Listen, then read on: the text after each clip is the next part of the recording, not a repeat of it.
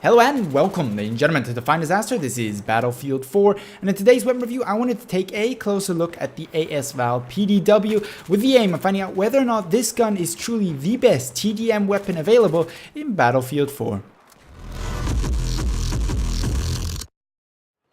Now, to start things off, we're going to be talking about the stats of the AS Val with maximum damage of 27 and a minimum damage of 15.4. We actually have a 4-shot kill weapon here that we're going to be analyzing today. What this means is that unless your opponent has the defensive upgrade, you will be doing a 4-shot kill in close quarters, rapidly decreasing your time to kill, making you a much more effective player, at least in close quarter combat. I say in close quarter combat because unlike some of the other higher damage model weapons in Battlefield 4, this higher damage model is so small, or the amount of damage that you additionally gain combined with the quick drop off typical for a PDW means that you're only going to actually be getting a 4-shot kill out to roughly 11 meters. At 12 meters and beyond, you won't be doing enough damage for a 4-shot kill anymore, unless of course you start to mix in things like headshot or an already damaged enemy.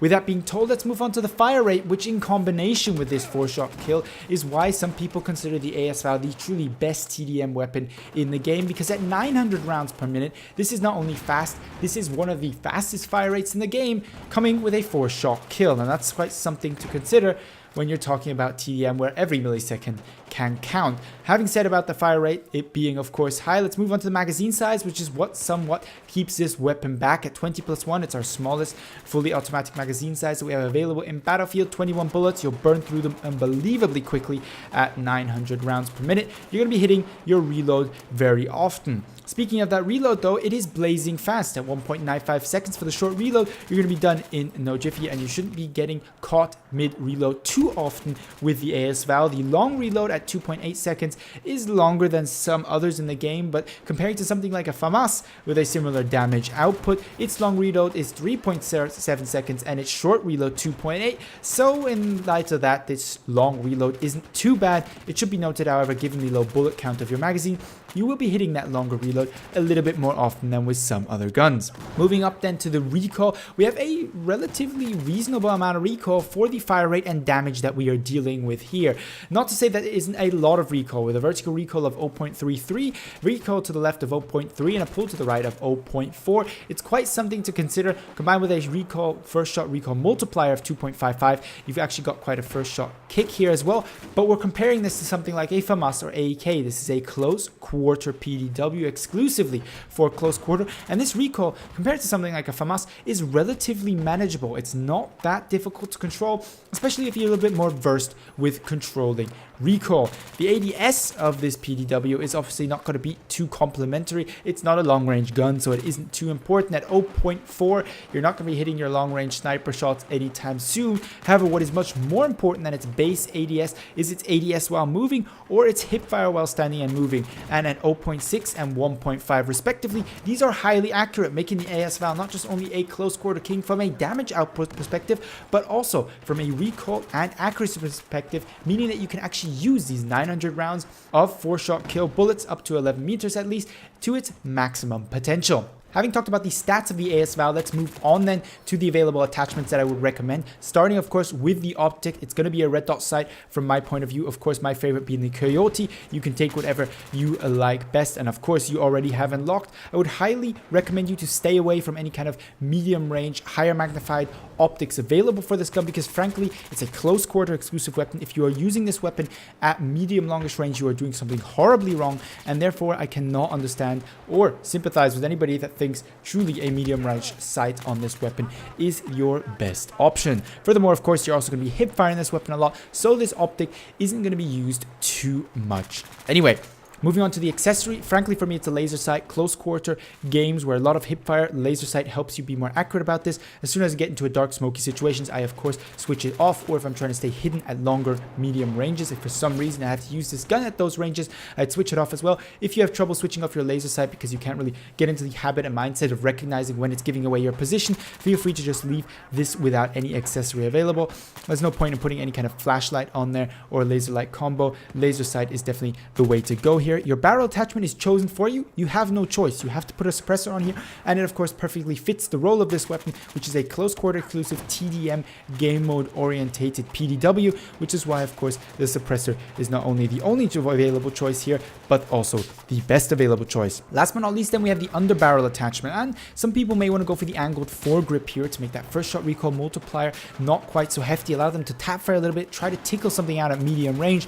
But for me, I use this gun, in my opinion at least, in the way it is intended to, and that is close quarter exclusive, and therefore I'm going to try and make this weapon as good as possible at close quarter, and that for me is a improvement with the vertical grip, allowing me to hip fire more, strafe more while shooting, making me a harder target to hit while maintaining my accuracy when shooting at an enemy. With that being said, then let's move on to the tactics that they apply to the AS Val, because using this gun in the wrong way will result to some very poor gameplay. Using this gun in the right way will result in some fantastic results indeed. When it comes to using the AS Val most effectively, it's all about engagement distances.